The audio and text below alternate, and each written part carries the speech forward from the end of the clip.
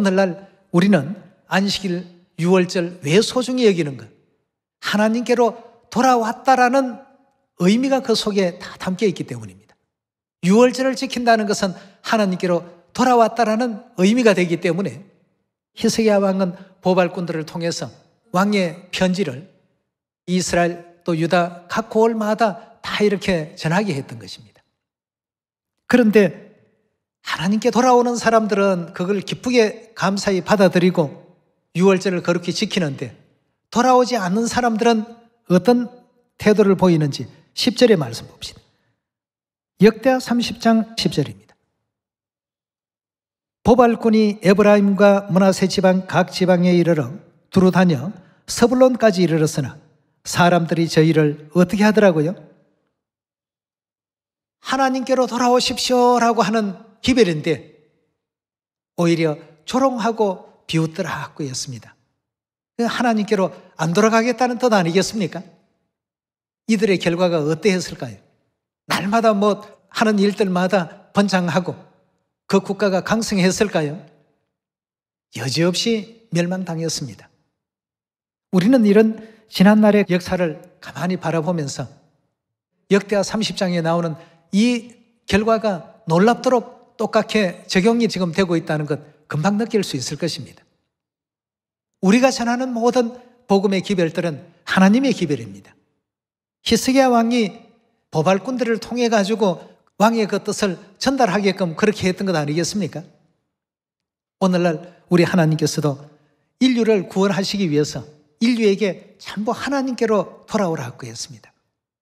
어떻게 돌아가겠습니까? 라고 하니까 이 6월절 지키면서 하나님의 율례와 규례와 법도를 잘 지키는 사람들은 하나님께로 돌아온 사람들이다.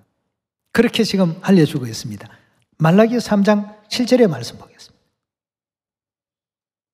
만군의 여호와가 이르노라. 너희 열조의 날로부터 너희가 나의 규례를 어떻게 했다고요? 하나님의 규례를 떠났다라고 하는 것은 하나님을 버렸다는 뜻 아니겠습니까? 나의 규례를 떠나 지키지 아니하였도다. 그런즉 어떻게 하라고요? 내게로 돌아오라고 했습니다. 하나님께 돌아가야 됩니다. 결국 이 도피성 지구 영혼의 그 감옥으로 올 수밖에 없는 결과를 이제 인류가 맞이할 수밖에 없게 됐던 것입니다. 그렇다면 이 땅의 일들은 모든 것이 다 순간이고 잠깐입니다. 성경의 말씀 가운데 초로 인생이라고 하기도 했죠.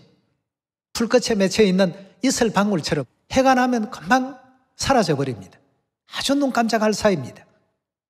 그렇게 짧디 짧은 것이 우리 인생이기 때문에 하나님께서는 본래 세계로 다시 돌아가야 됩니다.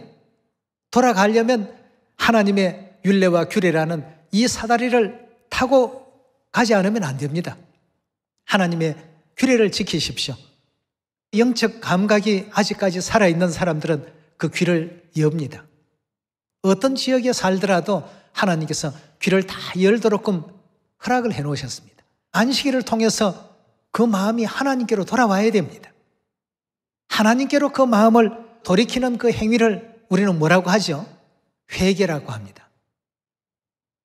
그래서 2000년 전 예수님께서도 전도 시작할 때 회개하라, 천국이 가까이 왔느니라.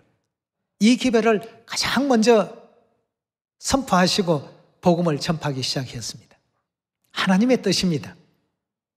하나님께서 주신 탕자의 비유 속에서 보면 탕자가 먼 나라로 갔다가 아버지께로 다시 돌아왔을 때 그때부터 탕자에게 행복이 주어지게 되었습니다. 다른 나라에서는 돼지가 먹는 그 열매조차도 마음껏 먹을 수 없었던 것을 비유 속에서 보여주신 것을 보면 오늘의 우리 처지와 천국에 대한 이 차이가 극명하게 드러난다는 것을 확인할 수가 있지 않습니까? 탕자가 잘했던 것은 다른 게 없습니다. 아버지께로 돌아가야 되겠다 하는 그 마음가짐, 그 각오, 그 결심, 모든 인류에게 이 메시지가 다 전달되기를 당부드리면서 말씀 마치도록 하겠습니다. 감사합니다.